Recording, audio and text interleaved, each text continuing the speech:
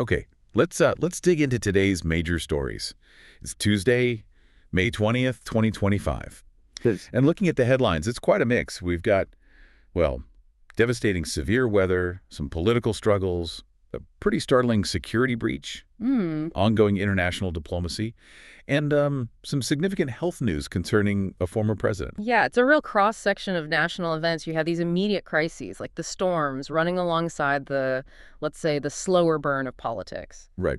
And sometimes these seemingly separate things, they connect in ways you don't immediately see. Right. So our aim here is to try and piece that together for you. Exactly, to find the connections and, figure out what really stands out. Okay, so let's start with the weather, because this is hitting hard right now in Kentucky, Missouri, and Virginia. Yeah, the reports are concerning. Severe storms, tornadoes. We're hearing about fatalities and really extensive damage. And meteorologists are out there now, right? Mhm. Surveying what happened. They are trying to assess the scale of it all. And people in those areas are understandably quite worried, bracing for potentially more bad weather. It feels like we hear about these major tornado outbreaks more often now. Well, that connects to some of the reporting, like from NPR, which highlighted this trend. They're linking these increases, at least partially, to the broader impacts of climate change. It's not just a local tragedy. It ties into bigger national, even global concerns about climate adaptation and, well, infrastructure. Absolutely. It raises questions about preparedness, about how we build resilience against these increasingly frequent extreme events. It's a national concern. Definitely something to watch. Okay, shifting gears a bit, let's look at Washington. President Trump's tax bill seems to be hitting some roadblocks. Yeah, Reuters reported on this. He's facing difficulties getting it through Congress, specifically resistance from some Republican holdouts. So divisions within his own party. It appears so. It really highlights the challenge of maintaining party unity on major legislation these days. It's not just straightforward policy disagreements sometimes, it's deeper fractures. And is this isolated or part of a pattern? Well, the sources also mention other issues, like some executive orders facing legal challenges. So it paints a picture of a, let's say, complex political environment where pushing policy through isn't always smooth sailing. Okay, got it.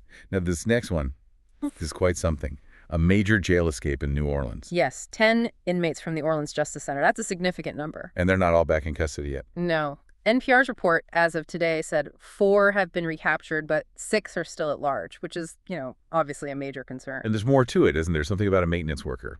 Right.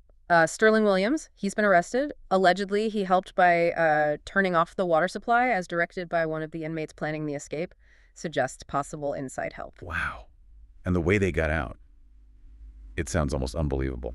It does. The reports say they climbed through a hole behind a toilet. The kind of toilet. Yeah. Then scaled a fence using blankets, crossed Interstate 10, and apparently left a note. A note. What did it say? Something like, "Too easy, lol," just taunting. That's audacious. And how long did it take for anyone to notice? Well, that's another really concerning part. Video footage apparently shows the escape starting around 12 to 2 a.m., finished by 1 a.m., Okay. but they weren't reported missing until 8:30 a.m. during a routine head count. Wait, an 8-hour gap An there. 8-hour gap, yeah. So naturally, scrutiny is falling on security lapses. Things like no deputy being assigned to that specific pod overnight. A civilian employee apparently left the post to get food. There were cut steel bars, defective locks mentioned. It sounds like a confluence of failures. You can see why the governor's reacting strongly. Jeff Landry called it potentially the largest jailbreak in state history. He did, and he's ordered audits, investigations, the whole 9 yards, understandably. And the manhunt is pretty intense now. Oh, absolutely. Over 200 law enforcement personnel involved, significant rewards offered, up to $20,000 per suspect. It's a major public safety issue right now. Beyond just finding these individuals, what does this incident tell us? Does it point to bigger problems? Well, it certainly raises questions about the state of security in that facility and potentially others. Are resources adequate? Are protocols being followed? It prompts a necessary look at the infrastructure and staffing of correctional facilities more broadly. Yeah, definitely. Okay, let's pivot slightly to the international scene. There was a call between President Trump and Russian President Putin. Yes, that was reported. They apparently discussed various international issues, standard diplomatic engagement, it seems. Any major breakthroughs mentioned? Not specifically noted in the sources we saw, But, the call itself is noteworthy. It shows that lines of communication are open, even if relations are complex. So it's relevant context for understanding U.S.-Russia relations Mm. and Trump's overall foreign policy approach. Exactly. Even without immediate concrete results, these high-level conversations are part of managing global dynamics. They matter. Okay. And finally, there's significant health news regarding former President Joe Biden. Yes, this is obviously quite serious. Reports indicate a diagnosis of aggressive prostate cancer. And the details are quite specific. They are, mentioning a Gleason score of 9, grade group 5, which points to a high likelihood of aggressive growth, and also that it has spread to his bones. Spread to the bones.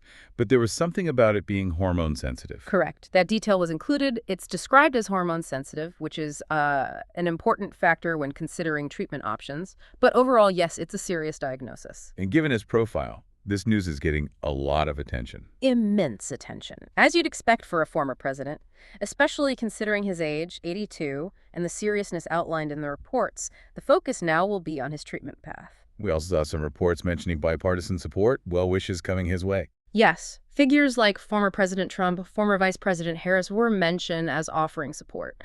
One source might have been reflecting on slightly earlier events, but the sentiment seems clear. It's a reminder, isn't it, that even across deep political divides, there are these moments. Exactly. A human element that sometimes cuts through the politics. But regardless of that, the national significance is undeniable. A former president's health is always a matter of public interest, and it inevitably leads to questions about, well, his future role, if any, in public life. Right. So wrapping this up, we've covered a lot of ground today in this deep dive. The devastating storms and that climate change link, the political maneuvering around the tax bill, The startling jailbreak in New Orleans. the ongoing diplomacy with Russia. And, of course, the very significant health news about former President Biden. It really does feel like a snapshot of a nation dealing with a lot at once. It is. And what's key for you listening is seeing how these things might connect or what underlying currents they reveal. The immediate crises, the political processes, the unexpected disruptions, the personal news with public implications. It all shapes the national landscape we're navigating. That's a great way to put it. So here's something for you to think about. Looking at all these stories, the storms, the tax bill fight, that incredible jail escape, the diplomacy, President Biden's health news, how do they collectively shape your understanding of where things stand nationally right now? Yeah, what underlying trends or maybe challenges do you see bubbling up from these really quite diverse reports? Definitely some food for thought there.